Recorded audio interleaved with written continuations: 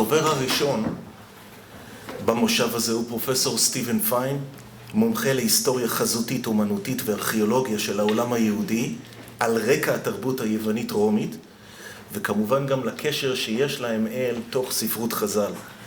פרופסור פיין פרסם מאמרים וספרים רבים בנושאים אלה, וכיום הוא מכהן כראש המרכז ללימודי ישראל בפקולטה למדעי היהדות על שם ברנרד רבל של ישיבה אוניברסיטה בניו יורק. בבקשה, פרופסור פיין. שלום לכולם. קודם כל אני רוצה להודות לארנונה לברק על הכנס הנפלא הזה, ואני מבטיח לדבר אנגלית בצורה לאטה בשביל הדוברי עברית שבינינו. הפרויקט שלנו חורף הוא פרי השתתפות פעולה, שיתוף פעולה בינינו בוויו לבין בר-אילן שחוזרת לשנות ה-20, כי שפנחס חורגן הקים את בית מדרש של מזרחי, הציוני של מזרחי, והוא התווסף עם הישיבה שלנו להקים את ישיבה קולג'.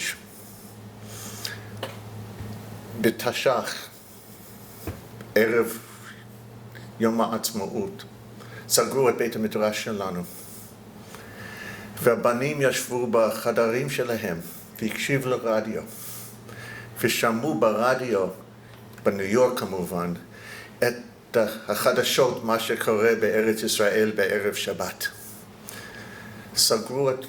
פתחו את הרדיואים שלהם. מיד אחרי ההכרזה של המדינה, שמעו מכל חלון וחלון של הישיבה שלנו את שירת התקווה. יוצא ושמעו אותו בקול רם, קול רם שלא הפסיק מהיום ההוא עד היום הזה. עד כדי שיש לנו ילד בארץ ישראל שקוראים לו בר-אילן, שחורגן הקים את המוסד שלנו, אחרי שיצא לפנסיה הקים את המוסד הזה. לחזור בתור הפרופסור על שם פנחס חורגן, להקים מחדש את החורב היה אחד החלומות שלי כשהגעתי לפני כמעט דור לוויו, ואני מאוד שמח לעבוד יחד עם החברים שלנו בבר-אילן, במיוחד עם ברק וכולם, אתם ראיתם את הרשימה. לעשות תפארת, במיוחד בימים האלה שכולנו צריכים לשיר בקול רם את שירת התקווה. אוקיי, עכשיו אני עובר לסדנת. ביקשו את זה ממני. Okay, so now we'll go to English. Okay. That's Pinchas Horgan.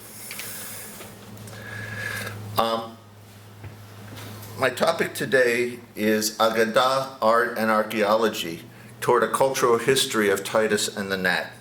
And that requires a certain amount of explanation. What do I mean by cultural history? Why focus on a story like Titus and the Gnat, which is among the most important stories or the most common stories across rabbinic literature. In fact, Yehuda Theodor, otherwise known as Julius, made a very odd comment in his edition. Everybody who knows his edition of Breshit Rabbah knows that this man had no problem adding things and adding things and adding things and putting more than he should have into his commentary. But even he had to write the following: Rab'u nuschaot sipur zeh b'kitvei yad u'b'tfusim u'b'mekorot shed siyanti. Even he couldn't believe that a story that was only 30 words could somehow lead to 2.5 pages of text. Have you given out my text? Have you given out my Xeroxes? You've given out my Xeroxes, right? No. Okay. I need one too. Okay. Now, the amazing thing is that in Breshit Rabbah, the story appears, at the very beginning, in the famous London manuscript from 12-something. And it's only 30 words, which is not an accident because they're 30 very well-chosen words. But what's more surprising is that in the manuscript, which includes Breshit Rabbah and includes Vayikra Rabbah, the story appears 3 times. And so over and over again in the same book, the same story, that's pretty cool. And let me just read a little bit before I go into the slides. But you notice that the most important word that I have marked here is טיטוס harasha, the only person in Tannaitic literature who isn't biblical and is also called a rasha. Bilam is a rasha, Nebuchadnezzar is a rasha. But according to all those databases, he's the only person in Tannaitic literature who's called a rasha. It spreads as far as Ternius Rufus in Amoraic literature, but no later. In other words, to be a rasha, which is the centerpiece of my talk, is really a bad thing, and that sets the tone. The story of Titus and the gnat in Leviticus Rabbah 22 is extensive, carefully edited, bawdy, caustic, delightful, funny, theologically sophisticated, and perhaps the most scurrilous, as Mary Beard called it, of our versions. It goes to every length to prove and expand just how bad Titus the evil truly was, and how thoroughly the omnipotent God of Israel did him in. Our tale is constructed of two equal parts. The first part, 25 lines in all. Titus sins and challenges God. That's lines 10 through 35 in my numeration. In the second part, 28 lines as I've divided them, God responds.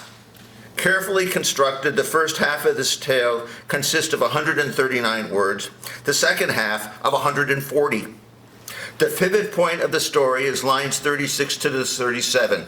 Amar lo hakadosh baruch hu, chayecha bivriya v'chuta mechol ma shebarati, mesheshet yemei bereshit, ani porea me'oto harasha. This version is a classic example of teomachi, of war against God by a tyrant. This literary trope, first identified by Kurt Nestle, appears in both classical and in Jewish literature. It is manifest in 3 or 4 steps. Number 1, arrogance and blasphemy. Number 2, extreme pain, usually accompanied by genital worms and stench, though rabbis preferred oral worms to genital worms for sniyut reasons, I think. Number 3, sometimes contrition. And number 4, immediate death. Alas, Titus survived his sin for a full decade, dying in 81 CE, so there was no imminent death. This cognitive dissonance necessitated an ingenious solution, a delayed divine reaction, an implanted time bomb, if you will, the Yitush, that pecked at Titus's brain for a decade before killing him. Rabbis might then claim that Titus's punishment was immediate, but delayed so that it would have greater and more glorious effect, occurring 2 years into Titus's rule as Caesar in the year 81. This counter-history of Titus, his teomachi, and his punishment reflect intimate knowledge of Rome during late antiquity, viewed through the lens of the colonized. The many stories of Titus and the gnat are the centerpieces of my current research, which I call, with considerable tongue-in-cheek, right? Titus's gnat, the insect that saved Judaism. Today, I will explore with you some of the ways that our tale interacts with general Roman culture. Not so much the high literature and culture that Aleph Halevi, Josh Levinson, Josh, are you here? Josh Levinson, Galit Chazan Rokem, and others have so fruitfully explored. My glance is more earthy on the artifacts and even texts that rabbis in the cities of Eretz Israel were much more likely to have known. My approach participates in the larger anthropological turn of historical scholarship, one that locates texts squarely within the human communities that created them. I will concentrate today on ways that archaeological discoveries inform, frame, and allow us to imagine the world that the authors of Leviticus Rabbah 22 and their audiences lived in and so took for granted but that we can't. And so here's the manuscript just to set us off and begin. Now, as you see in the story, Titus is a very bad guy. I don't have to go through all of the elements, but one of the pieces that is added in our story in Vayikra is that he put a Sefer Torah under 2 zonot and did his deed on the Mizbeach. Now, one of my assumptions in dealing with his story, as we'll see, is that the temple is being set in contrast to the bathhouse, where Titus not only bathes when he goes back to Rome, but where Roman literature is very clear, and archaeological sources even clearer, that the bathhouse and the house of prostitution are more or less the same thing. And so he put a Sefer Torah underneath them. On the left is one of the more earthy brothels in Pompeii, and you notice the bed and how hard it is. He put a Sefer Torah as a mat underneath them. It's not simply a theological addition, which it is a theological addition, because after all, as you'll see in Breshit Rabbah, it doesn't exist there. But it is a description that fits how people sleep, in particular how one would behave, I would imagine, in such a place. And you see the place, and you see actually a mat underneath these people in that place, and up above is a rather aristocratic bed of the sort rabbis would never have seen, but you can see at the Metropolitan Museum of Art. Okay. Now, up above is a southern bathhouse at Herculaneum. And you know, he took 2 zonot. Natal shtei zonot. Right? Why 2? Well, I can tell you that our story is built upon 2s. We talked about 2s before in I think, Ayelet's talk. But Agadot Chorban, as Galit has shown very nicely, are often built on the number 2 all the way through. But sometimes the number 2 isn't only the number 2. And I think this is a good case. What we're dealing with is a case of Roman bravado. He did 2 zonot on the Mizbeach, and down below you see a bit of graffiti that was found in the southern bathhouse at Herculaneum that describes a fellow named Apelles the Mouse, who is a chamberlain of the emperor. Remember, the city was destroyed in 79, so we're likely dealing with one of the Flavians, or not, right? It could be one of the guys before, it could be Nero, it could be Claudius, and how they behaved toward these 2 zonot. Try teaching this at Stern College. Toward these 2 zonot on the Mizbeach. If you want somebody bad, this is truly bad. This is real Roman bravado. This is not just the number 2 being repeated all the way through the story. That's my point. We cannot know that without knowing how, on the earthy side, Romans behaved and talked about this level of their sexual proclivities. Again, the bathhouse as a centerpiece of the story, I think it is super, super important. Next. Uva'alan al gabei hamizbeach. Now, there's no Roman emperor who did any such bad thing like that, and there's one story in Herodotus of a Persian who does it to a Greek. This is not something that people did in Roman culture, but it's something that rabbis could imagine. Now, I always wondered how, because if you look at the images of the emperors, whether in literary sources or in archaeological sources, their public image is rather staid and stoic and proper. You wouldn't expect that in the Roman West, but in the Roman East, the emperors become something far more mythological, more like, Hercules and the taking on the, what do they call them? I just lost the term. The giant women, I'll cut it in a minute. Now, these are the Amazons, there it comes. Thank you. Now, what you see on the left is Claudius with Britannica. And what you see on the right is Nero with Armenia.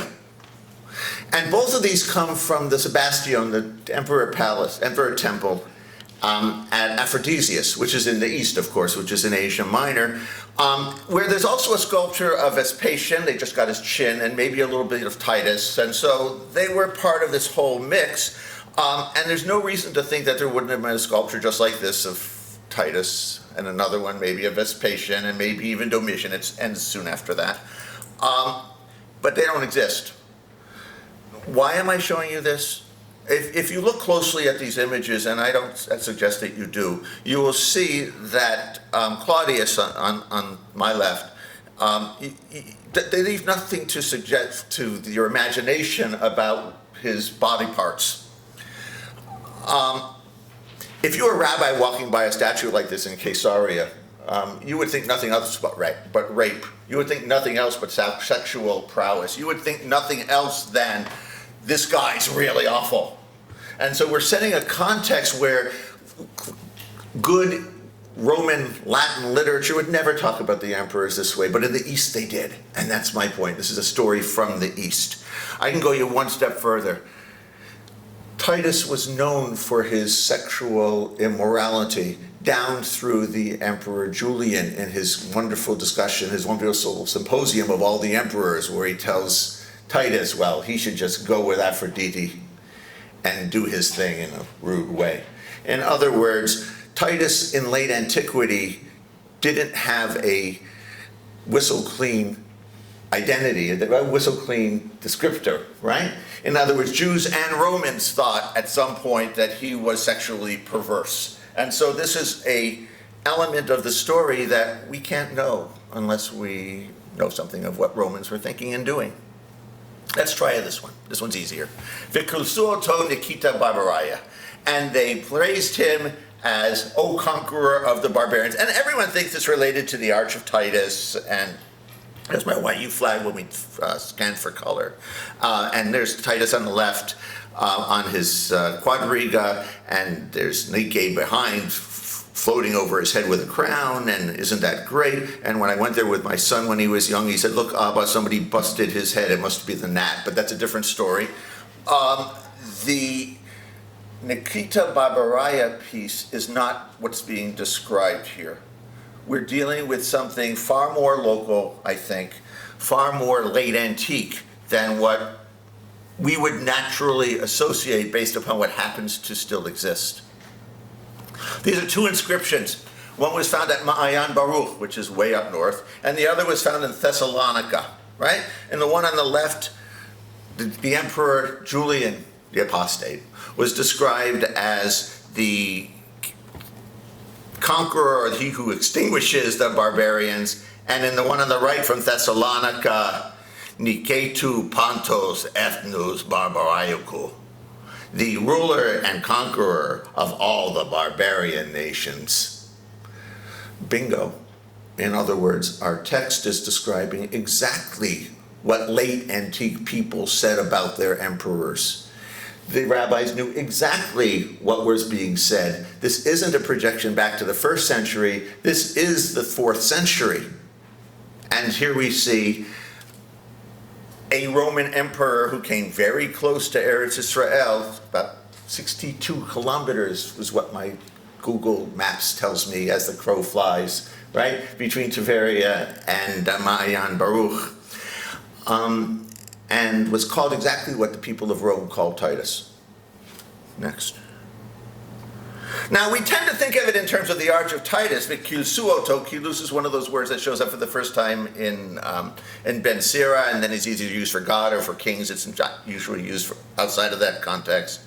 But here we see a advent, a almost triumphal parade of Mordechai being led by Haman at Duropos in the synagogue there. That was destroyed in 256. And what I'm interested in here is the people watching him. After all the people of Rome came out and said to Titus, Nikita Barbaraya. Well, here you see Mordechai being led, well, toward Esther and Ahasuerus on the side, and a group of people watching. It's the group of people watching that I find interesting. And if you follow my arrow up here, it leads you to Tzitziot. And so in a number of cases we find tzitziot in the Dora paintings. So these are Jewish guys watching and blessing Mordechai, which we find a parallel to very nicely in the Targum Sheni to Esther. Kad chazu de Veit Yisrael azlu min ayminei umin smalei umayen va'amrin kahaden ya'aved legavra de malka devara ashamaya va'aratzavi. Right? So a a triumphal parade, not so dissimilar to, I think, what's being described in our Midrash. And just to make my point, down below is Justinian in a triumphal parade in the late antique form, rather than what we saw in the Arch of Titus. And so if we change our imaginations to what our Midrash is thinking about, it's somewhere closer in here. Let's go another one. Okay. Miyad hesiku lo et ha-merchatz v'nichnatz v'arachatz. This is the merchatz at Bet Shan, where, of course, you can see in the foreground also the Batei Zonot. And so this is well within the context of our story, and I wanted to pull it back. And you see I keep going between the 1st century and the 4th and 5th, mainly because I don't have the kind of archaeological resources for the 4th and 5th that I have for the 1st, and I assume continuity within Roman culture, which I think is pretty reasonable in this case. Okay. Kevanche yatsa mazgulo diplopotorin, it's much easier in Greek, diplopoterion. They gave him a double cup, one of those words that doesn't appear in standard Greek that comes out of Chazal. We have a lot of diplo words like diplastatun for the synagogue in Alexandria. We have a lot of double words that aren't in standard dictionaries but show up in Chazal that Professor Lieberman talked about. But let me just point out, these are a bunch of large cups. One's from Pompeii, the one in the center is standard Roman, the one on the right is light antique, so we can cover the whole period. But let's stop on just a funerary marker that was found in Rome from the 1st century from a guy named Tiberius Claudius Secundus. And it says as follows: baths, wine, and sex corrupt our bodies, but baths, wine, and sex make life worth living. Now, what's important to me here is the mixture of bath, of wine, and of sex. Those are the elements of our story. And what's most important is that the baths only would appear in a Roman context. It wouldn't have appeared before. If we look at Greek inscriptions, there's no bath. This is a Roman story. The rabbis know what Romans like and what Romans find important and how they construct the debauchery of the Romans. Baths, wine, and sex. I know, I'm almost done. Miyad karu harofim v'patzu et mocho. Immediately they called the doctors and they did surgery. This poor person had surgery in the Roman period. This is a real story. You can survive such surgery. And so our story suggesting that Titus could have survived such surgery is not unreasonable. He just doesn't. This fellow did survive the surgery, by the way. I just want to skip. Parach Yitush Parcha Nishmate de טיטוס Harasha. Now this is not about the Adventus or the apotheosis of Titus, as in the Arch of Titus, which you see on the left, Titus in the back of an eagle.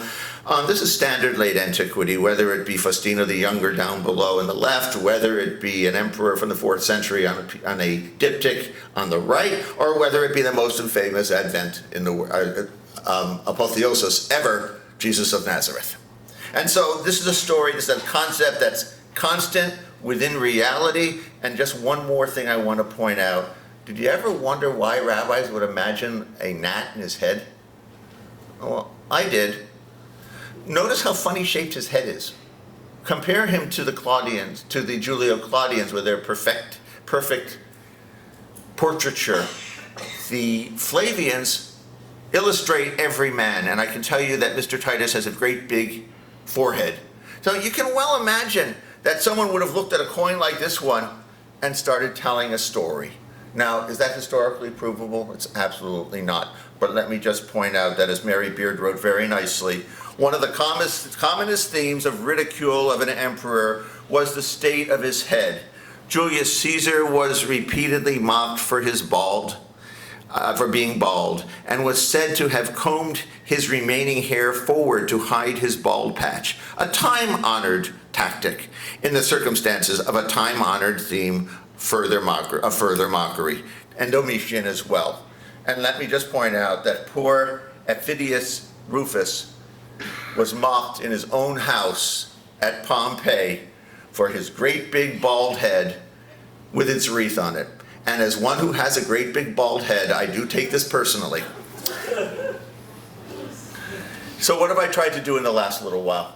What I've tried to do is give you a sense, with a smile, of a story that's as scurrilous as we can imagine, that's as bawdy as we can imagine, that's maybe as fun and as interesting as we can imagine, of rabbis responding to the most awful of people, טיטוס harasha, and how they create the reshut and express that reshut.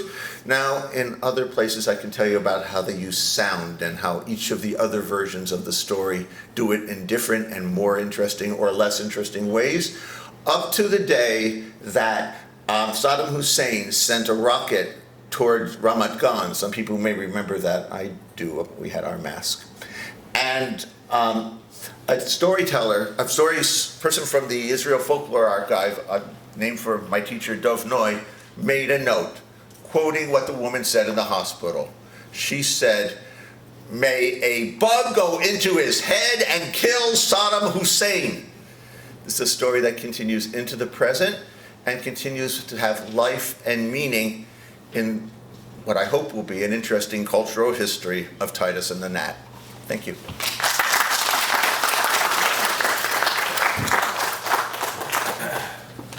רבותיי, תודה רבה לפרופסור פיין על ההרצאה המעניינת. אני מוכרח לומר, קודם כל, אל תבואו אליי בטענות, אני לא הזמנתי את הנושא הזה, זה היה החלטה רק שלו, אני יודע שאני אקבל אחר כך, מה, מחלקה לתלמוד, איך יכול להיות? תלך להיסטוריה ולא אמנות. ולא רק זה, אני יודע על 2 או 3 שהיו אמורים להישאר אחרי המילים שלי. אבל כנראה שהתמונה הראשונה או השנייה השאירה אותם פה. ראית את ההתלהבות של העניין הזה? Thanks so much for your lecture. Hi, who are you? Pardon? Who are you? Oh, sorry, Marinina from the University. I'm so happy to meet you. So, thank you for a great lecture. And obviously I'm very excited about contextualizing these stories in the Greco-Roman context. And I guess I have 2 kind of methodological questions. So one is all the wonderful archaeological material that you brought is obviously scattered around, right? So kind of you bring it together to fit the different motifs. And so in here I kind of want to kind of challenge you as I come from the literary perspective. So Of course. that's You have a whole library, I just get rocks. So in other words, the artifacts, as you yourself point out, I mean, they were there for a long time in different periods and different places.